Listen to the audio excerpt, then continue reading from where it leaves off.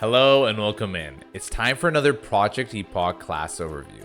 Today, we'll be exploring the Mage. Thank you to Enix for chatting with me and sharing his arcane intellect. Alright, you know the drill. Grab a seat in the front row, maybe a snack, and let's begin.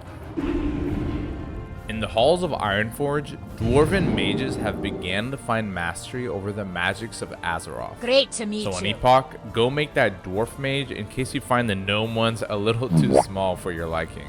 Okay, let's talk general class changes. Mages will now have a class quest to unlock the Ritual of Refreshment, providing the raid with conjured mana bread in a much more convenient manner than traditional methods. Additional class quests will also be available to teach Alliance mages the ability to teleport to Theramore and hoard Stonard. On Epoch, mages can conjure weapons that you and your friends can use to train weapon skills, or as an emergency backup. Thank you to Enix for providing this tooltip as an example. Now some bad news, most of your mage AoE is capped to 10 units. From what I understand, the idea is to eliminate mage boosting and many popular super AoE farms. Mages on Epoch will have Rune of Power. You could use this during a bloodlust to pump out even more damage, but note it is costly, so make a smart decision on where you place it and when. The max level mana ruby has 3 charges. This is a great mana economy buff if you end up needing more than one in an encounter. On the topic of mana, evocation is reverted from TBC to its classic form here. Overall, this should scale to higher amounts of mana restoration in later levels. And of course, mages on Epoch will have access to molten armor from TBC. Okay, let's discuss Frost Mage.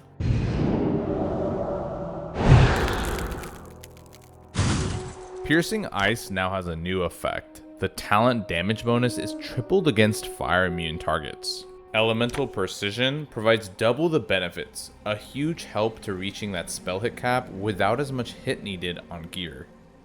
Frostbite can proc on frozen immune targets, applying a debuff that treats the target like it's frozen for 5 seconds. This should result in a decent bonus to damage output, as Shatter will be in effect way more often. Expect tuning if this gets out of hand. The speculation is that Frost sounds better than Fire in most raid comps, and it's especially easier to play in longer fights with the more mana efficient damage. Of course, you have the added flexibility with Ice Lance in movement and plenty of talents that help kite if you are out in the world. Of course, Frost is the go-to spec for most PvP scenarios. Your performance is mostly unchanged here. You're incredibly mobile and have plenty of CC. You can't go wrong playing Frost in PvP.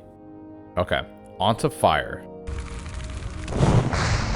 Fire has an all-new talent on Epoch, Pyroclastic Burst. With MC being the first raid and the fire resistance involved, we have no idea how good this will be, so we'll have to see how this talent evolves.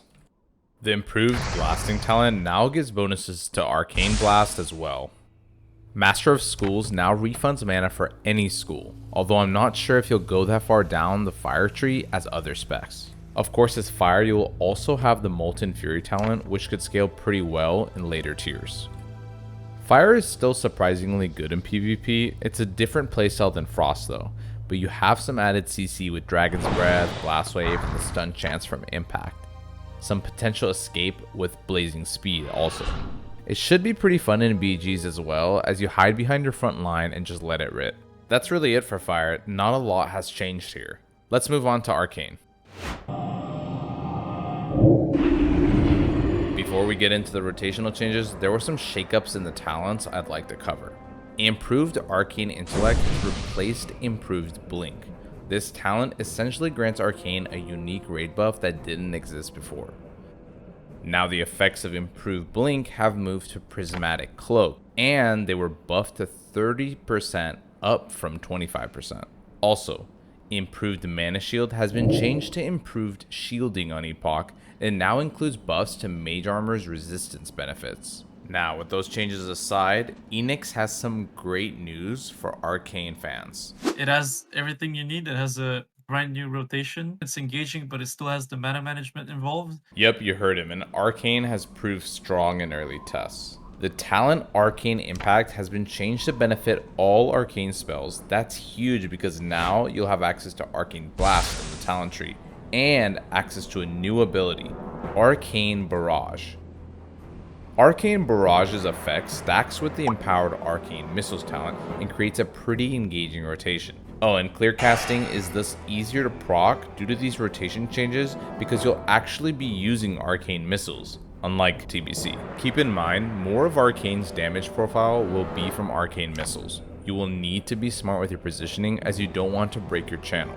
In PvP, the Capstone talent Slow is a great utility. And note, there's a custom change Epoch has made that allows slow immune targets to still receive the other parts of the effect.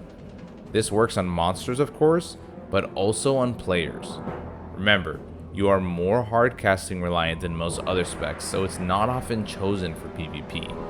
Maybe with all the Epoch changes you can experiment and find something new that works. Here's the dungeon tier set we've seen posted by devs. Note, this is over a year old and it could be different on launch. The 4-piece seems like the best part of this set, especially for Arcane. The 6-piece is interesting, and the 8-piece is honestly dismissible. If you're looking to optimize with profession choices, tailoring and enchanting have great passive benefits that help your scaling. And of course, you can craft yourself some new equipment. Keep in mind there's lots of custom new recipes that we've never seen before. When it comes to racials for PvE, Troll could be a great choice as haste is really strong for any mage spec. And for PvP, there are a lot of choices here.